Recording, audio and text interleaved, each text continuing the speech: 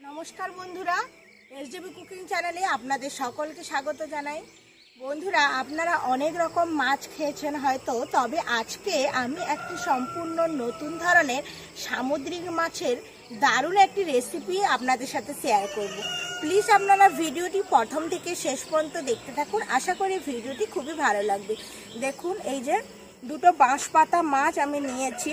এই মাছগুলোকে বাঁশ পাতা মাছ বলে, আবার অনেকে কাঁঠাল পাতার মাছও বলে থাকে এই মাছটাকে। এই মাছটা দারুণ টেস্ট খেতে কিন্তু। আর এই রকম নিত্য নতুন ভিডিওগুলি পাওয়ার জন্য আমার চ্যানেলটিকে অবশ্যই সাবস্ক্রাইব করে পাশের বেল আইকনটি অন করে দেবেন। চলুন এখন মাছগুলো কেটে নেই, মাছটা কিভাবে কাটতে হয় সেটা আপনাদের দেখাবো।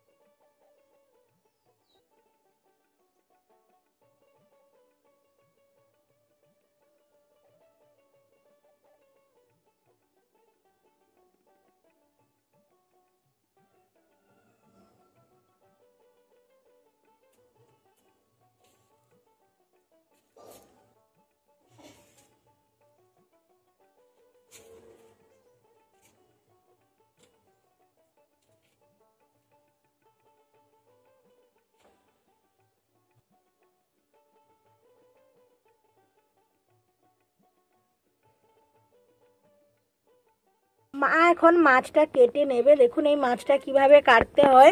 এই ওপরের একটা ছাল থাকে, এই ছালটা তুলে নিতে হবে।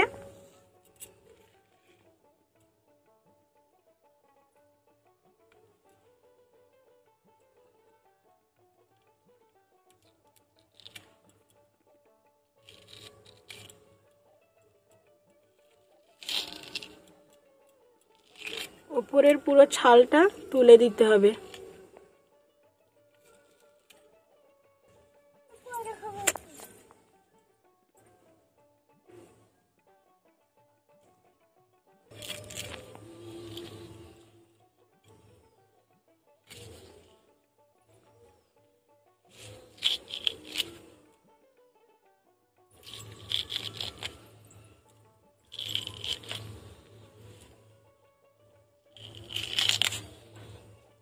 দেখুন এইভাবে টেনে দিলে পুরো এই সামনের যে ছালটা তুলে দিতে হবে, এইভাবে টেনে টেনে।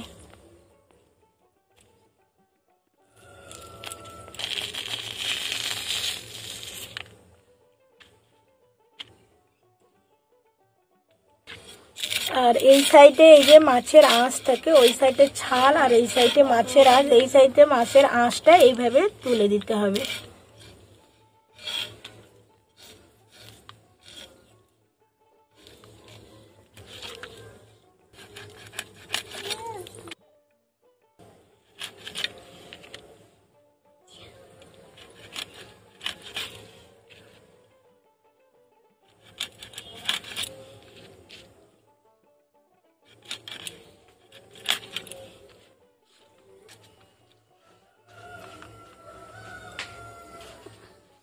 মাছগুলো কাটা হয়ে গেছে, এবার একটা ঝুড়ির মধ্যে তুলে তারপর ভালো করে জল দিয়ে মাছগুলো ধুয়ে নেব।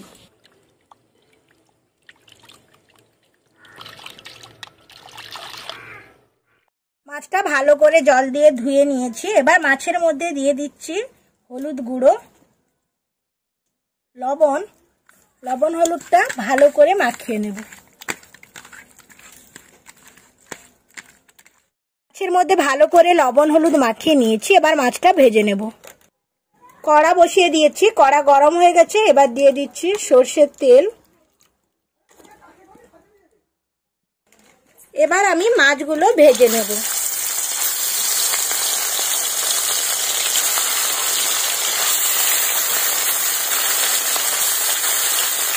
একসাথে সব মাছ দেব না, অনেকগুলো মাছ আছে, দুবারে মাছগুলো ভেজে নেব। মাছগুলো এক সাইড ভাজা হয়ে গেছে, অপর সাইড উল্টে দিচ্ছি।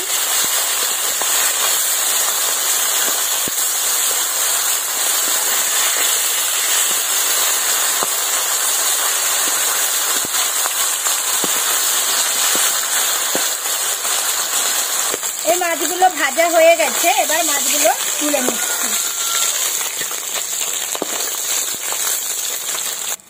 বাকি মাছগুলো একই রকম ভাবে ভেজে নেব।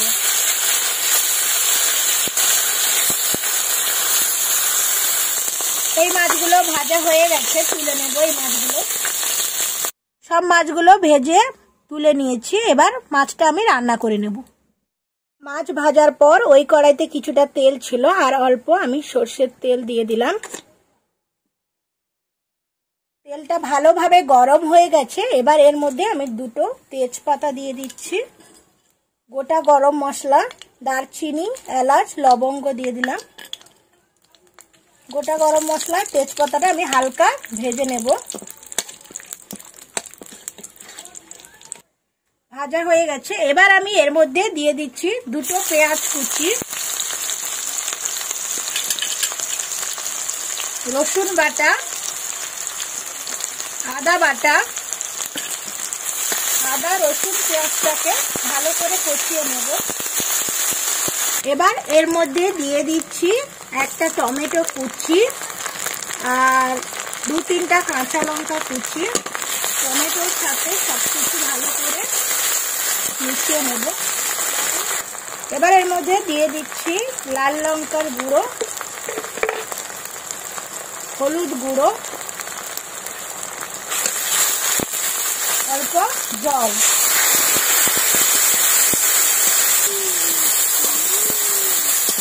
মশলাটা আমার ভালো করে কষানো হয়ে গেছে,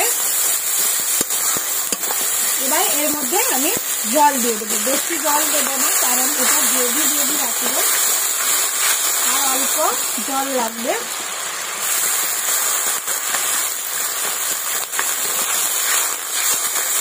এবার এর মধ্যে আমি দিয়ে দেব স্বাদ মতো লবণ। 5 মিনিট এটা আমি ফুটিয়ে নেব। ঝোলটা এবার ফুটে উঠেছে, এবার এর মধ্যে মাছগুলো দিয়ে দেব।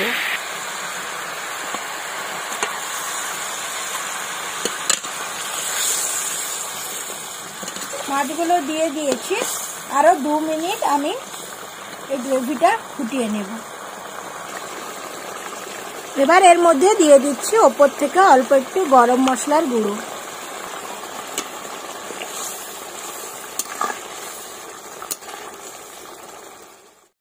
ঝোলটা পুরোপুরি হয়ে গেছে, এবার এটা নামিয়ে নেব।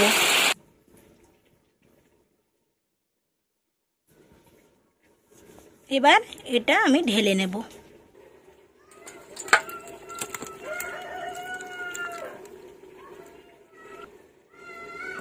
এটা পুরোপুরি হয়ে গেছে আমার, এবার এটা খাবো।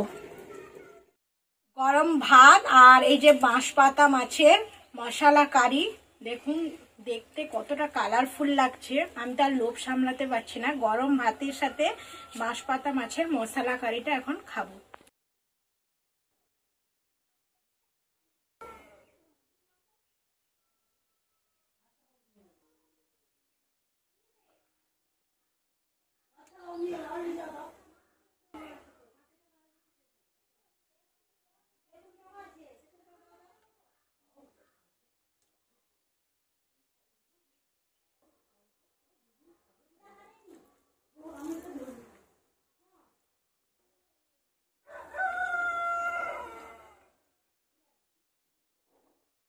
অসাধারণ লাগছে।